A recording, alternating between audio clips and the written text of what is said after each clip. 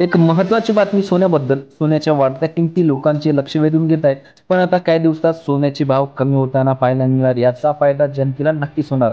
ही बातमी सर्वसामान्य माणसांसाठी अत्यंत महत्त्वाची आहे. 2 मिनिट वेळ काढून नक्कीच पहा. चला तर पाहूया सविस्तर माहिती. सोन्याच्या किमती आजच्या तारखेला पाहिलं तर प्रति तोळा 1.25 लाखाच्या आसपास जाऊन पोहोचल्यात.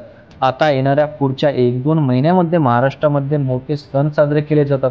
त्यामध्ये दसरा असेल किंवा दिवाळी असेल. तर याच दिवाळीमध्ये खरोखर सोन्याचे भाव कमी होतील का? अनेक जागेवरती आपण ऐकलं असेल सोन्याचे दर दिवाळीमध्ये कमी होतील.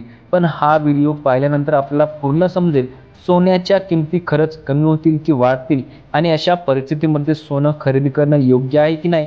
सर्वसामान्य व्यक्तीसाठी सोनं घेणं हा खूप आनंदाचा दिवस असतो.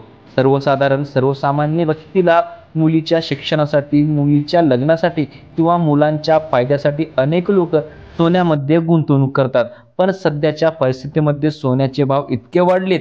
अशा परिस्थितीमध्ये सोन्यामध्ये गुंतवणूक करणं ही योग्य राहील की नाही याच प्रश्नाचं उत्तर आपण या व्हिडिओमध्ये पाहणार आहोत. सोन्यामध्ये गुंतवणूक करणारे 2 देश महत्त्वाचे आहेत. त्यामध्ये भारत आणि चीन या देशाचं नाव येतात. कारण की या 2 देशांमध्ये सोनं हे धार्मिक कार्यक्रमासाठी, अत्यावश्यक खरेदीसाठी जास्त प्रमाणामध्ये सोनं वापरलं जातं. त्यामुळे सोन्याची आयात करणारे हेच 2 देश मोठे, भारत आणि चीन. आता सोन्यामध्ये सर्वसामान्य व्यक्तीने खरंच गुंतवणूक करायला हवी का? त्याचं उत्तर आहे हो. कारण की सोनं एक अशी वस्तू आहे जी आपल्याला अडचणीच्या काळात एका रात्रीत पैसा उभा करून देते. पण याच सोन्याचे दर जे 1.25 लाखापर्यंत गेले ते दिवाळी दरम्यान कमी झाले तर, अशी अनेक लोकांना अपेक्षा आहे. त्याचं उत्तरही तुम्हाला या व्हिडिओमध्ये मिळेल. पण सध्याची परिस्थितीमध्ये बरेचसे अशी लोक आहेत त्यांना सोन्यामध्ये गुंतवणूक करायची आहे. कारण की आपल्याला जर आठवत असेल 2020च्या अगोदर सोन्याचे भाव खूप कमी होते. त्यावेळेस 2-3 महिन्याचा पगार जरी जमा केला तरी 1 तोळा सोनं सहज करणं आपल्याला सोपं जायचं. पण सध्याच्या परिस्थितीमध्ये 1.25 लाखापर्यंत गेलेलं सोनं, अशा परिस्थितीमध्ये जरी 2-3 पगार आपण एकत्र केले तरी देखील 1 तोळा सोनं आपल्याला घ्यायचे ऐपत नाही होणार. कारण की अशा परिस्थितीमध्ये बऱ्याच लोकांना विचार पडतो पैसे साठवायचे आहेत की सोनं खरेदी करायचं आहे. तर याच प्रश्नाचं उत्तर आहे सोनं खरेदी करणं प्रत्येक लोकांच्या भावनाशी निगडित असतं. म्हणजे की सोनं खरेदी करताना आपण विचार करतो हे माझ्या मुलीसाठी आहे, हे माझ्या मुलासाठी आहे, हे माझ्या बहिणीसाठी आहे, हे माझ्या पत्नीसाठी आहे. ज्यावेळेस हे सोनं आपल्याला मोडायची परिस्थिती निर्माण होते त्यावेळेस आपण हे सोनं मोडू शकत नाही. कारण की आपल्या भावना त्याच्यासोबत जोडल्या असतात. ज्यावेळेस सोनं 30 ते 35 हजार रुपये ग्रॅम तोळा होतं त्यावेळेस लोक कुठूनही पैसा ॲडजस्ट करून 10 ग्राम सोनं करायचे. पण सध्याच्या परिस्थितीमध्ये सोनं 1.25 लाखाच्या आसपास गेलं. मग अशा परिस्थितीमध्ये सोनं कसं खरेदी करायचं? बरीचशी लोक सोनाराच्या दुकानामध्ये जी बिशी चालवली जाते त्यामध्ये गुंतवणूक करतात. दर महिन्याला 5 ते 10 हजार रुपये येतात.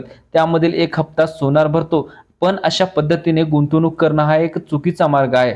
तर सध्याची चालू परिस्थितीमध्ये आपल्याला जर सोन्यामध्ये गुंतवणूक करायचीच असेल तर आपल्याला प्युअर सोनं खरेदी करायला हवं. म्हणजे 24 कॅरेटचं, त्यामध्ये छोटे छोटे कॉईन येतात, हे प्युअर 24 कॅरेटचं असतं. त्यामध्येच कोणत्याही प्रकारची घट होत नाही. आताच गेल्या आठवड्यामध्ये केंद्र सरकारने जीएसटीच्या दरामध्ये कपात केली आहे. त्यामुळे अनेक वस्तू स्वस्त झाल्यात. दरवर्षी केंद्रीय अर्थमंत्री निर्मला सीतारामन आपल्या भारताचा आर्थिक बजेट जाहीर झाल्यानंतर बऱ्याच वस्तूच्या किमतीमध्ये मोठ्या प्रमाणात घट येते. मग त्यामध्ये शेअर मार्केट असो किंवा सोनं खरेदी करणं असो. पण यावेळेस मात्र उलट झालंय. सोनं जिथं कमी व्हायचं होतं तिथं सोनं 1.25 लाखाच्या आसपास गेलं. जी एकीकडे केंद्र सरकारने जीएसटीच्या दरामध्ये कपात केली पण त्याचबरोबर सोन्याचे रेट काही कमी झाले नाही. पण तरी देखील येणाऱ्या काळामध्ये सोन्याचे रेट कमी होतील अशी अनेकांची अपेक्षा आहे. भारतातील भारतीय रिझर्व्ह बँकांना मोठ्या प्रमाणामध्ये सोनं खरेदी करून ठेवलंय. याच बँकेकडे जवळपास 800 ते 900 टन सोनं आहे. भारतीय रिझर्व्ह बँक आणि चीनमधील बँक या दोन्ही बँकांनी आतापर्यंत कधीही इतक्या मोठ्या प्रमाणामध्ये सोन्याची खरेदी केली नव्हती. या बँकांनी एवढ्या मोठ्या प्रमाणामध्ये सोनं खरेदी केलंय त्यामुळे आजच्या तारखेला सोन्याचे रेट खूप जास्त प्रमाणात वाढलेत. आता येणाऱ्या काळामध्ये खरंच सोन्याचे दर कसे कमी होतील याच्याबद्दल थोडक्यात जाणून घेऊया. बघा, आज सर्वसामान्यांना सोनं खरेदी करणं हे खूप अवघड झालंय. जर आपल्याला सोनं खरेदी करण्याची इच्छा असेल तर आपण मिनिमम 24 कॅरेट सोनं खरेदी करावं. आपल्याला जास्त सोनं खरेदी करता येत नसेल तर 1 ग्रॅमचा कॉईन करावा. पण सोनाराकडे जी भिशी चालू असते तिथे गुंतवणूक करू नये. त्यामध्ये सर्वसामान्य व्यक्तींचा तोटा होत असतो. गेल्या वर्षभरापासून सोन्याच्या उत्पन्नामध्ये मोठ्या प्रमाणात भर पडली. त्या सर्व सोन्याची खरेदी देखील झाली. बऱ्याचशा लोकांना विचार पडतो, लोक सोनं खरेदी करत नाहीत, मग एवढं सोनं खरेदी कोण करतं? एवढ्या मोठ्या प्रमाणात सोनं खरेदी करतं ते जगामधील मोठमोठ्या बँका.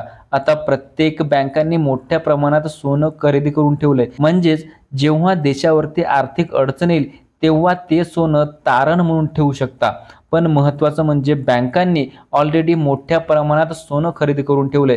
मग आता सोनं बँका खरेदी करेल का? जर सोन्याच्या खरेदीमध्ये मोठ्या प्रमाणात घट झाली तर त्या परिस्थितीमध्ये सोन्याचे भाव आपोआप कमी होतात. आता सोनं खरेदी करण्यामध्ये फक्त सर्वसामान्यच व्यक्ती येत नाहीत, तर त्यामध्ये मोठमोठ्या बँका, मोठमोठ्या कंपन्या यांचा देखील समावेश असतो. जोपर्यंत कंपन्या, बँका मोठ्या प्रमाणात सोन्याची खरेदी करतात तोपर्यंत सोन्याचे भाव कमी होणार नाहीत. सरळ अर्थ आहे, ज्या ठिकाणी सोन्याची डिमांड जास्त त्या ठिकाणी सोन्याचे भाव वाढणार. जर सोन्याची डिमांड कमी झाली तर सोन्याचे भाव देखील आपोआप कमी होतील. आता खरंच येणाऱ्या काही दिवसांमध्ये सोन्याचे भाव कमी होतील का? तर या सर्वांचं उत्तर आपण थोडक्यात जाणून घेऊयात. आपल्या भारताला कोणतीही मोठी आर्थिक नुकसान झाली तर आपण सरळ त्याचे आरोप अमेरिकेवरती लावतो. कारण की सध्या अमेरिकेने मोठ्या प्रमाणात टॅरिफ देखील लावलेला आहे. तुम्हाला आठवत असेल 2019-20च्या दरम्यान कोरोनाची मोठ्या प्रमाणात लाट आली होती. यामध्ये बऱ्याचशा लोकांनी आर्थिक नुकसान झालं होतं. ते देखील बरेचसे लोक यामधून आर्थिकदृष्ट्या सावरले होते. त्यावेळेस हमाम, इस्रायल, रशिया, युक्रेन यामध्ये युद्ध चालू झालं. कालांतराने असं वाटलं होतं की या देशांचे युद्ध थांबतील, परंतु हे वाद आणखीच जास्त चिघळत गेले. असं वाटतं रशिया युक्रेन हे युद्ध कधी न थांबणारे युद्ध आहे. या कारणामुळे देशातील व्यापार देखील धोक्यात आलेले आहेत. त्या परिस्थितीमध्ये जिथे तुमच्या नोकऱ्या गेल्या, तुमचे व्यापार बंद झाले, अशा वेळेस आपल्याकडे एकमेव साधन असतं ते म्हणजे आपण खरेदी केलेलं सोनं. त्यावेळेस ते सोनं व्यक्तींना जगण्यासाठी उपयोगी ठरतं. कारण की त्यावेळेस सोनं मोडतो त्याची चांगली रक्कम मिळते. त्यामुळे सर्वसामान्य व्यक्तीच काय तर मोठमोठ्या बँका काय सोनं खरेदी करणं ही एक साहजिक गोष्ट आहे. आता बऱ्याचशा लोकांना वाटत असेल सोनं आजच्या तारखेला 1.25 लाखाच्या आसपास गेलंय, येणाऱ्या काही महिन्यात 1.5 लाखाच्या आसपास जाईल. मग अशा परिस्थितीमध्ये सोनं कोण खरेदी करेल? पण जर आपण आजूबाजूला व्यवस्थित जर पाहिलं तर आपल्या लक्षात येईल लोक मोठ्या प्रमाणात सोनं खरेदी करतायत, तेही गुंतवणूक म्हणून. उत्तर तिथेच येतं, सोनं खरेदी करण्याची डिमांड वाढली म्हणजे सोन्याचे भाव देखील वाढणार. एकीकडे आजच्या तारखेला लोक सोनं महाग झाले अशा परिस्थितीमध्ये खरेदी करावं की नाही याचा विचार करत, तर दुसरीकडे काही लोक सोन्यामध्ये आजही तारखेला मोठी गुंतवणूक करतायत. म्हणजे जेणेकरून येणाऱ्या काळामध्ये सोन्याचे भाव वाढले तर त्यांना चांगला परतावा मिळेल. म्हणजेच जर पाहिलं तर सोन्याच्या खरेदीमध्ये कुठेही कमी झालेली नाहीये. दिवसेंदिवस सोनं खरेदी करण्याच्या प्रमाणात जास्तीत जास्त प्रमाण वाढत आहे. अशा परिस्थितीमध्ये सोन्याचे भाव कमी होणं हे शक्य नाही. ज्यावेळेस सोन्याची डिमांड कमी होईल त्यावेळेस सोन्याचे भाव कमी होतील. पण असं चित्र सध्या तरी दिसत नाही. कारण की लोक वेगवेगळ्या कारणांमुळे सोनं खरेदी करतायत.